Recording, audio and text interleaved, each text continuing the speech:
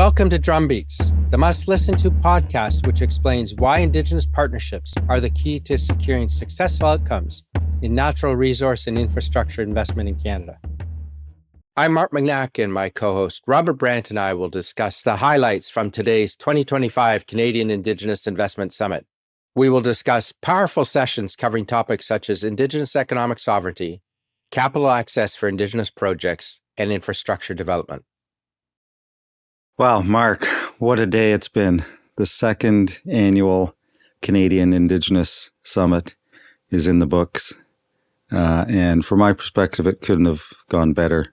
I don't know about you and what your highlight from the day was. It was a great day, Rob. And of course, you being my Indigenous partner on this, it's really important to hear what you think. But I thought it was a great day, really exciting. I think it built on what we did very quickly for our first summit. And we had 40% more delegates here this time, which was great, from different businesses, from the city in the UK, from well-known industrials to some of the banks and other financial services firms in the UK. So I thought it was a great day.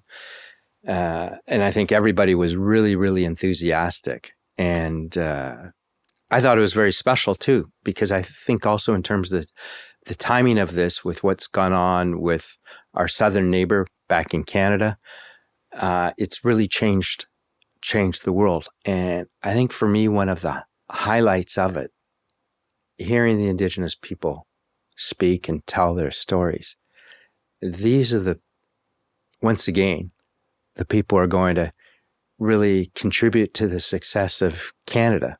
And I think the definition of who a Canadian is and what a Canadian is actually going to be very much rooted in the Indigenous people, because they are essential to the story of Canada. And for a long time, they haven't been perceived as that. Things are changing quickly in Canada, and we've seen the progression of our own summit and the idea you and I had just 2 years ago to bring the message of what's happening in the Canadian Indigenous economy to London.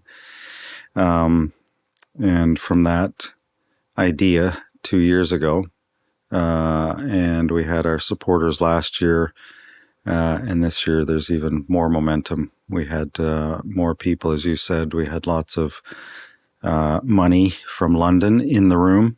Yes. And we had an A-list team of Indigenous chiefs and leaders, business leaders, all with their own perspectives, because we literally had coast to coast to coast, covered different perspectives, but a common voice, and really progressive thinking, business leaders who want to do things, who want to develop, want to progress, who want to do it in the right way, though. And so I thought there were a lot of great messages that came out loud and clear from that day. Yes, I think, as you said, we covered the three oceans, right? The Pacific, the Arctic, and the Atlantic, and all the land in between. And I think if you're sitting in the audience listening to what went on today, you're just sitting there listening to some great business leaders and great community leaders. When I hear the discussions, two things. First of all, those are the people you want to be doing business with. They're hungry, they're competitive, they know how to succeed. And that comes back to partly all the challenges they faced. You know, everybody thinks about the Ukrainians at the moment, and everybody's supporting and saying, look at them fight for their country. And in all honesty, it's different, but it's similar, because when I look at the Indigenous peoples of Canada, look at how they've been fighting to regain their voice, to regain their land, sea, and water. But they're also seeing the contribution of how do we make Canada a better place for all. So that was really, really, really powerful for that message to come through. And then for the chiefs we had around the table, and former chiefs, and just that leadership, they're providing their communities what anybody wants. When I hear them talking, it's like, I want my leader where I live to be thinking about me and my community in that manner. And because they have this deep spiritual connection that many of us have lost with the environment around them, those are the places you want to be, because they're going to be looking after the water. They're going to be looking after the land and the air. And I think one of the other things I was reflecting on yesterday, you might remember this because we came about the same time. I mean, everybody today has a digital map. And I remember the A to Z here in the UK. You used to carry around your map so you could figure around. And postcodes really work in this country, right? I don't think they work the same way in Canada, because somebody gives you, oh, where am I? SW1XX, why? You know exactly where you are. In Canada, I never figured out that. It got it to the general area. But here you live by the postal codes. But when you had the A to Z, I thought when we moved from the A to Z that you carried in your hand, digital maps, you were lost. So then you go back to the first maps of Canada. And then you go back to some of the stories we heard earlier today. There were no maps. The maps were told and were lived, as some of them were telling us. We went on this journey that our ancestors have always followed that. How much knowledge has been lost over time? The Indigenous people retain that. So when you're looking at building a new mine or doing a development, you've got your topographical map and your engineers have looked at it, and oh, here's where we're going to drill and here's what we're going to do. You miss so much of what is really on that land and how it works and how the vegetation and animals cross and use that. And there's that richness that's what being a human is all about, right? We are so alienated from what's really there. It's absolutely amazing. And that came through. And that's part of the richness why I think anybody speaking with the Indigenous people, they know what they're talking about. Absolutely. And I think for the investors who are here from London thinking about, in some cases for the first time hearing about what's happening in Canada directly from Indigenous people, and some of them would have seen court cases, media coverage of protests and those sorts of things, and got the impression before today that Indigenous people are against all development. But I think the messages were pretty clear that generally speaking, Indigenous people in Canada are supportive of all kinds of development when it's done in the right way, when they're involved in a meaningful way, and when they're consulted and respected. And secondly, I think investors were surprised at the number of really exciting opportunities there are right now at this moment in time in Canada within the Indigenous economy. It's not the same Canada of 10 years ago even. Investors who may have been disappointed at not getting some things done in the past, I think were surprised to learn that, one, the law has changed in Canada. The courts have been very supportive of Indigenous rights. Business people have come to understand that involving the local Indigenous communities in their projects, in their businesses, is good business. And that's the way you're going to get things done in Canada from now on. We're not going back to the days when you could literally build a mine in an Indigenous territory, on a reserve even, and not consult the Indigenous people. And that happened time after time. But those days are gone. Way gone. And I think that's now, with the environment that we're in, with what's going on again south of the border, that you have to take another look at Canada, because probably if you're in the UK, investor or corporate, and maybe you have a subsidiary over there at the moment, as some of the delegates had. I mean, they were here from the head office, seeing what's going on in one of their key markets. I think many of them, and some of them said they were surprised. They really didn't know how far this has gone. So it's a new opportunity. You have to look at the Canadian market in a different way, because the returns are actually greater now, as you said, because in the past where things were not done, taking into account the Indigenous people, things didn't happen as quickly because somebody was just saying, listen to our voice. Now that there's that process, it's in the Constitution, free, prior, and informed consent that's the way things are done. Things will actually get done in a much quicker manner. Some of the deals that were done with non-Indigenous companies, the non-Indigenous companies were saying, we could not have made this happen so quickly, but because you as our Indigenous partner know how to achieve things. And that's not about working with around the bureaucracy. It's understand what the regulations are trying to achieve, so to make sure the submissions are on target and deliver what's required, makes that whole process easier. And I'm sure some people will be surprised to learn, as they were done around the world.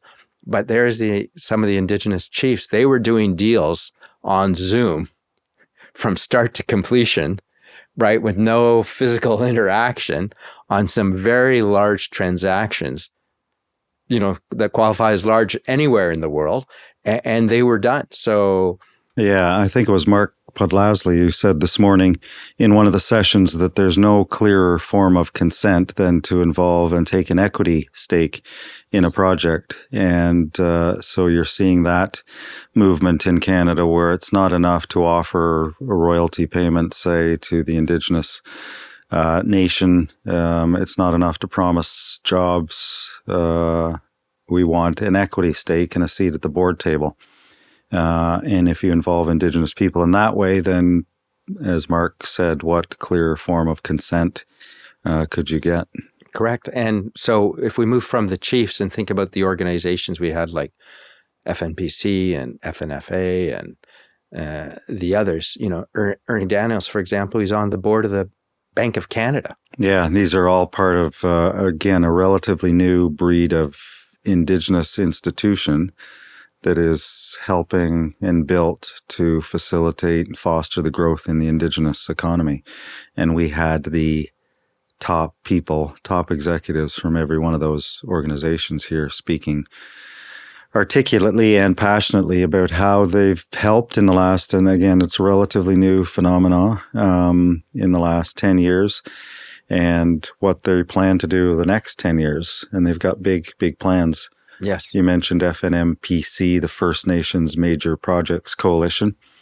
They started with their conference only 10 years ago. I think that was when they were established. And they had 80, Mark Podlasley, the CEO who was here, said they had 80 delegates in a small motel booked room for their first conference. And in a couple of weeks, they'll have their conference again, their annual conference in Toronto, and they'll have 2,000 delegates. That's great. And with our delegation came from the Yukon, that was very interesting for everybody too. And you're off to the Arctic or in the near future, aren't you? Yeah, it's the Arctic Indigenous Investment Conference in early May. And so I'll be a keynote speaker and again, talking about international themes. It's that time when Canadians are thinking about beyond the U.S. as a source of capital and investment and partnership. Yes. And as one of the speakers said, before the Europeans arrived, the Indigenous were trading with other Indigenous nations.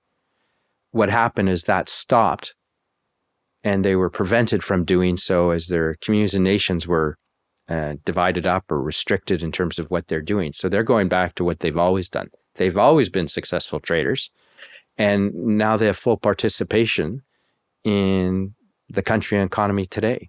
So, and coming back to some of the frameworks they have, First Nations Financial Authority and the others, there's the frameworks, and then there's the lending capacity and the financial instruments that now the Indigenous peoples have to tap into, apart from the revenue streams that they already receive.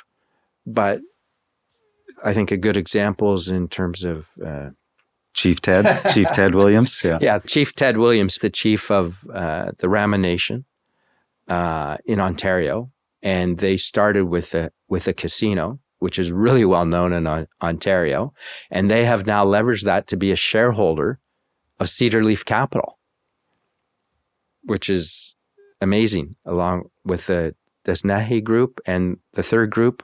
Enchkai Hin from BC, the Squamish, right, Vancouver. the Squamish Nation. Yeah. And, 3 different groups across the country. So the Indigenous people are also working together. So, Working today, with our platinum sponsor, Scotiabank. Yes. Yeah. Yes. And full credit to Scotiabank, who helped set up Cedar Leaf with the 3 First Nations.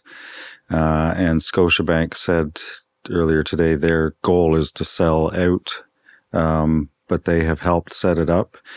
They are help training people. They're helping build capacity so that Cedar Leaf, who are a brand new securities dealer, like a brokerage house here in London, and Scotiabank have helped set it up. They may eventually become a competitor of Scotiabank because Scotiabank is already in that business. But Scotiabank have said it's the right thing to do to build capacity with the Indigenous economy. And so full credit to them. They've also said that they don't believe it's a zero-sum game, that just because Cedar Leaf is in the market, coming into the market, that means there will be less revenue for securities dealers to share, and that'll lead into Scotia's income. They think it'll grow the pie because the Indigenous economy is growing. Correct. And it is growing. And I think you're right. More and more of them will want to access the capital markets. And Cedar Leaf Capital will be part of that solution. But talking with Clint Davis earlier today, the CEO, he was watching his phone because I think there were some deals coming through. And I'm sure by the time our podcast goes live next week, they'll be announced. But when we first spoke to him prior to the summit, they had 1 or 2 that they were hoping to sign. And then since we spoke to him up to today, the deals has just been closing for them, which shows they're getting traction. Yeah. And they had some of their younger talent Right. with them. That's right. At the summit earlier today, and highlighting what they're doing to invest in Indigenous talent and help grow the pool of people that they can access and that other people will be interested in accessing as well. Mark Podlasly is now on the board of CIBC, which just shows the opportunities in front of the Indigenous people, which again, as they also get into non-Indigenous people, and McCarthy Tetral, you're now co-head of your Indigenous The Projects and Transactions Group. Projects and Transactions Group. You have a strong team. And that just shows the non-Indigenous companies, the banks, the law firms, and the enterprises realize we need a team so we can engage as equals and understand to make things happen quicker.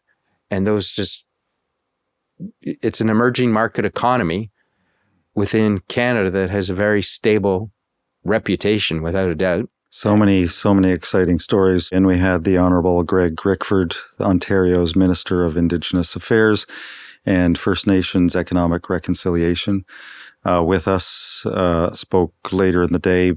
I'm used to seeing ministers or government officials who are involved in conferences like ours come in, do their speech, and then leave immediately with their team. But give the minister his dues. He stayed with us the entire day. Yes, which is great. And he sat taking notes. And he spoke at the end of the day about his reflections on the day. Yes. But I think it was due to the high quality of the content throughout the day and the type of people who were on the other panels that... he doesn't get a chance to hear these No. individuals in that same manner. And he's also, I think now in his title, it's also Ring of Fire responsibility, right? He's got a very long title. That's right. And what did he have to say about that, Rob? You were in that session with him, I think. Yeah, he actually, in that session, he was supposed to talk more about the Ring of Fire. He ended up tossing out his notes and speaking off the cuff about his reflections on other panels that he had seen and the things that he had learned over the day. On the Ring of Fire, he is committed to trying to speed up the approvals process. We've got an area of richness, critical minerals in northern Ontario, but very inaccessible at the moment. So very little infrastructure, talking very remote areas of the province. So his government is committed to trying to build some infrastructure because you need that infrastructure around it first before you can then really exploit the riches that are there. And just building that infrastructure, you need to involve the local Indigenous communities who are affected by anything that's going to go up there. Right. So they are committed to trying to develop that. One of the sessions that I was in was the team from Saskatchewan. We had strong turnout from Saskatchewan, the heart of the country, right? So it makes sense. And the CEO of Denison Mines, David Cates was here and talking about his journey, which has been very similar to mine because he grew up with a different understanding of the history of Canada. And he's, I think, now been CEO for 10 years. And Denison Mines has one of the richest uranium deposits. If I recall correctly, it's, about 40%. And they've worked very closely with the nations to access that in a way that does not destroy the environment, that they can maintain their hunting and fishing and care and connection with the land. And I think for some of the UK delegates, they had a deep appreciation that this is very deep and emotive for them in their understanding themselves as a people, because they still continue these traditions. As we have great traditions in the City of London, right? There's some things that money is not replaceable. And the theme of the discussions, and I think when David heard it and said it at the time, it's how to move us from no was the conversation with the Indigenous nation. Mm-hmm. How to move us from no, because they don't need to develop it. There's already uranium mines on their territory.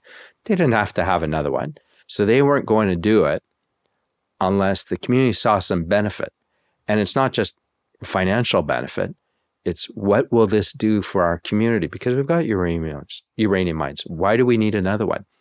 And Denison Mines spent a lot of time working with them and through a whole process. And one of the key learnings was they were then told, okay, we'll work with you. Let's put together, and then we'll put it to a vote in our community. And most CEOs of companies are not used to working on a transaction that is then going to a vote with a community. And Denison did not, they left it with their partner, Indigenous partner, to talk to the community and then put it forward to them. There was no, let's push this through, here's what we can do. And the chiefs in that group change every year. So it's not like on the East Coast, where some of the chiefs have been there for a very long time and they know who they're working with. In this group, they change every year. So I think they've spoken with 5 different chiefs. But when the Indigenous peoples commit to something, it's the community or the nation that's committing to it. So it's not going to change down the road. Mm-hmm. Because it's passed on. Yeah, that sure sharpens the mind when you're negotiating something and you know it's going to be subject to that kind of approval. Exactly. It's a bit like having to go to shareholders for approval of a transaction, but shareholders have a really, really meaningful interest in what you're doing. It's not a delegated responsibility to management. It comes back to the shareholders. Yeah. Some people might think that slows it down, but actually it doesn't. What you get is great commitment to what's going on, because when you're having a mine, it's going to last for decades. So there are so many great stories from coast to coast. We said we had Chief Terry Paul from the East Coast, does not travel very often anymore. He's a bit of a legend, and he's been chief of the Member 2 Nation for 40 years now, and done so much in the way of business development too. One of the highlights of the day for me, I think, was something we only decided at the last minute, which was to ask the chiefs who were with us to come up and just, we asked them for 2 minutes of their reflections on the day. And in Chief Terry's case, he talked about what a humbling experience it was and how grateful he was to be at a place like the London Stock Exchange, and that he had learned a lot over the day and that he had loved the whole experience. That meant a lot for somebody like that to be impacted. And then we had Chief Tammy Cook Searson talking about her residential school experience, yes, and her family's residential school experience, and for her again. So it was emotional for her to think of her background and her family's background and histories, and then to be able to come to the heart of one of the world's great financial centers in the London Stock Exchange. It was very moving. Absolutely. And all of the chiefs we've had were like that. They really, and they emphasized, we're the chiefs. Decisions are made at that level. There's the structures around them supporting them with the framework. And Harold Calla was also here and provide great insight into what's happened over time and where things are going. And none of them really are looking forward to leaving, because the Indigenous economy is just taking off, and it's so exciting for them all to see we're growing, new opportunities are coming. How do we get the best for the Indigenous people that will also benefit Canada as a whole? So we had Chief Crystal Smith talking about Cedar LNG, right? Absolutely. The lowest carbon footprint in the world for an LNG plant. And that is really something. They've achieved that through use of renewables to drive the conversion of the gas to liquid natural gas so it can be shipped over to Asia. And I'm sure some people are thinking, okay, how are we going to do that on the East Coast? But they talked about the hydrogen opportunity on the East Coast. And there was a question from the audience, from the UK audience, about what sort of funding requirements are you looking at? And he said hundreds of millions.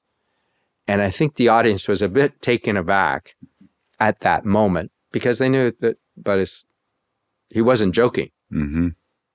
There's a huge requirement for capital, and they've succeeded in the past. So they will be able to access those funds. So people are going to have to compete to be part of those deals now. Mm-hmm. So I think that's really exciting. Yeah, across the board. And Tabitha Pohl joining us, and she is another one of our speakers who's in such high demand.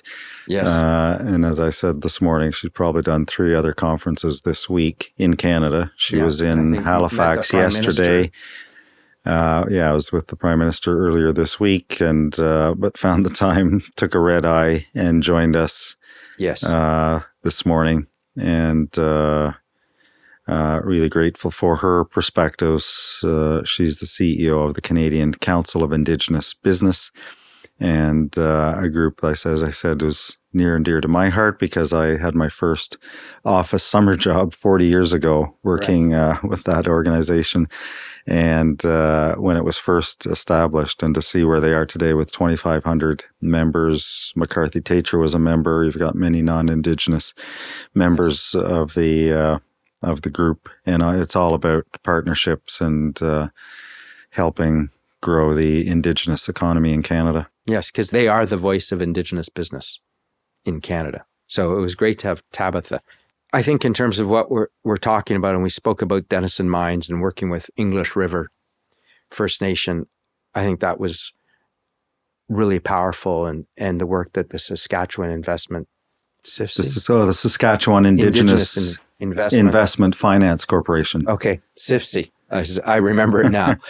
I remember it as the acronym. But, there's a new body, again, bringing lending capacity to the Indigenous peoples, and the Desnetti Group.